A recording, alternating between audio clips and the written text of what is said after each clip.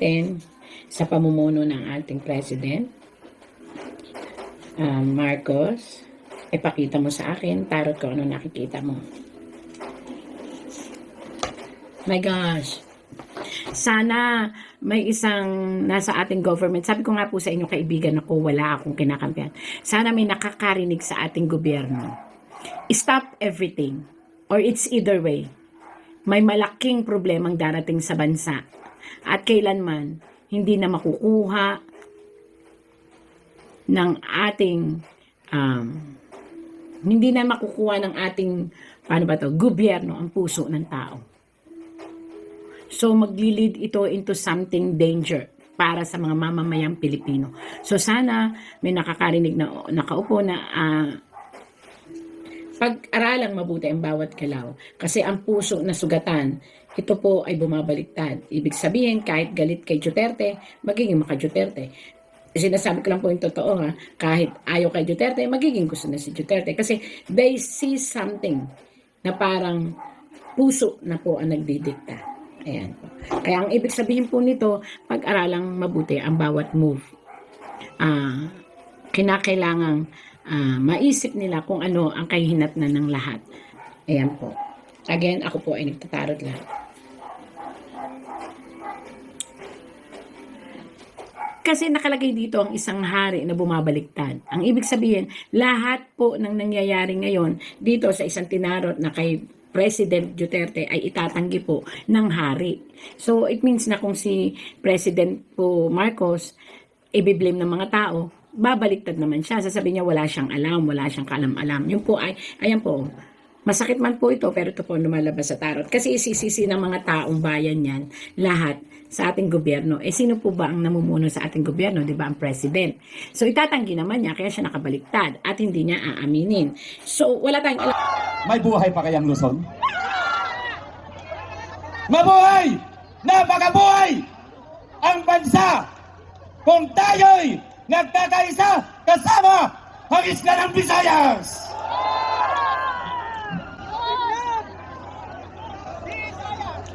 Mukhang tulog kayo rito. Gising niyo ba kayo? O natutulog pa kayo sa katotohanan na dapat nating maglaban?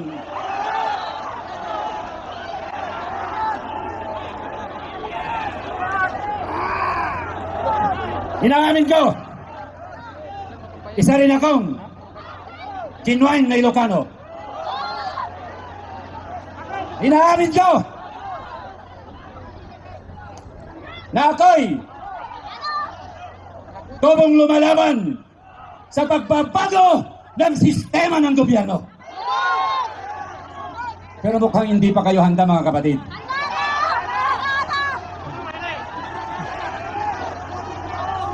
Ang tanong ko sa inyo, united na nga ba talaga tayo? Handa na ba natin ipaglaban ang People's Initiative na genuine?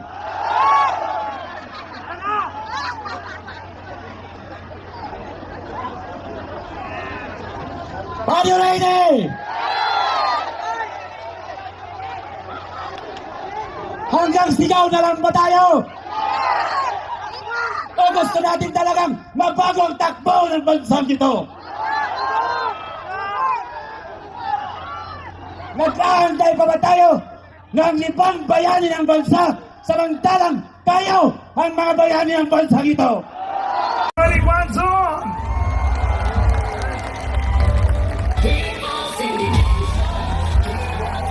So guys, I saw the sign! Mas malakas! I saw the sign! Ano mo, parang nararamdaman ko, parang itong train na lang to ang malakas. Hoy! Parang nababago na yung grupo mo dyan. Hoy, ang lakas ang grupo ko kaya! Di ba malakas kayo? Malakas ba kayo? Sige nga, parihin dyan ang kalakasan nyo! I saw the sign! Oh, AJ, ano? Okay lang. Wala kang kwenta yung grupo mo eh. Ay, hindi mo ba naririnig, di ba? Ang aming grupo dito. dapat mas malinaw ha. Pag sinabing I saw the sign, dapat masasabi yung tama na ang line. Bongbong, makinig ka ha. Yung grupo mo, loser. Ipakita nyo muna! Group 2, mula dito hanggang dito, I saw the sign! Straight. Sige nga, mula dito hanggang dulo. Pakinggan natin, I saw the sign! Para sabay-sabay. Parang hindi kayo nagkakasundo. Ulitin natin na, I saw the sign! Ganon, tama na ang lies. Bongbong resign. Okay, ulit. I saw the sign. Mas malakas. I saw the sign. Ay, naku, hindi ako babayag ka magiging sungkot sa akin. Ang lakas nila. Sobra. O, sige nga. Mas malakas. Handa naman kayo. I saw the sign! May buhay pa kayang Luzon?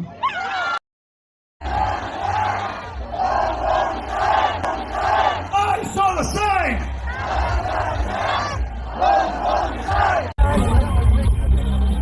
At ngayon, mga kaibigan, sa council ng District 2 ng Quezon City, ang tatay ng bayan, ang tatay ko, Tatay Rani Ludovica! Kaya pa ba? O sobra na? Magtitiis pa ba tayo? Dinig na po ang kahinaan ng administrasyong ito. Ladlad na kung paano tayo dinanakawan ng mga walang hiyang politiko. Handa ba tayo? Kayo dyan, handa ba kayo? Handa tayo lahat? Tara na.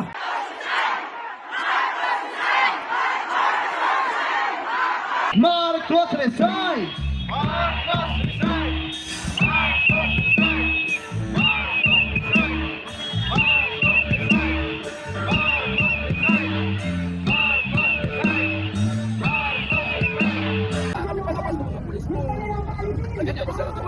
Para kayo tulak ay nakalina lang sila doon. Tao nyo yung lago. Balik tayo! Yung mga tao nyo, bigla kayo mga natin. Tinutulak kami. At paano matulak yan naka-extend yung pulis? Anong oras pa matapos yung ano yung programa? 8:30 lang kami, sir. Oras lang. Pagbigyan nyo na kami. Orasan nyo ba? Hindi. Magkaroon tayo ng yun ang plano. Hanggang anong oras ng programa? Wala kayo yan. Alas 9. Anong oras natin? Alas 7. O hindi ganun yung tao nyo. Gusto nyo i-block yung lago. Hindi namin i-block. Hindi yung tao nyo na kumanya ganun eh. Awa, maayos kami sa usap ha? Ganito sir. Huwag niyo ko kaming takpan at huwag niyo rin kaming tingnan. Ay, huwag niyo nga. Sundan niyo yung usapan natin. Huwag niyo kaming takpan. Pinayagan nga namin kayo na mag-program eh. Ha? Okay na oh. Pag hindi nyo yata dyan, pabubuha ko kayo. Ha? Huwag niyo kong bantaan. Hindi, kinabantaan. Ginagawa namin ang trabaho namin. Ha? Yan, ayos na eh. Ay, maayos na usapan natin. Ayusin natin. Yan ang ano natin, doon sa'yo natin magin. Kasi lalaki na lalaki. Teka, tayo, umalis tayo. Natatakpan natin yung program. Eh, kayo nga, kasi nga umabante kayo. Ngayon, nakapwesto kami na maayos. Maganda na yung usapan natin. Ba't kayo umabante? Pwesto na kami na maayos. Okay, okay, ganun. Balik tayo dun sa ulit natin na usapan. Okay, balik yan. Maximum, alas 9. Magkaroon ng commotion. Ano mo na lang.